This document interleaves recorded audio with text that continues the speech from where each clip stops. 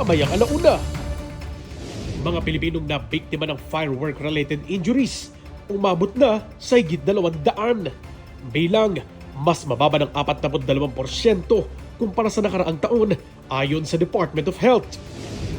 Kamara nakahanda na sa pakikipagtulungan sa Department of Information and Communications Technology para sa isang paperless na kongreso.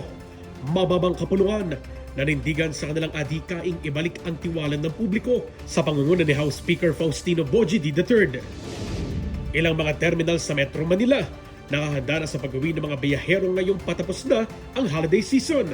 Mga ahensya at pulisya nakaantabay na rin. Mga napagtagumpayan ng bawat departamento tampok sa kani-kanilang New Year wrap ngayong bagong taon. Mas pinaigting na pagsaserbisyo sa publiko, binigyang diin. At Bulkang Mayon, itinaas na sa Alert Level 2 ng PHIVOLCS matapos na naging aktibidad nito ngayong pagpasok ng taon. Abangan lahat ng yan sa alauna sa balita dito lang sa Congress TV at IBC.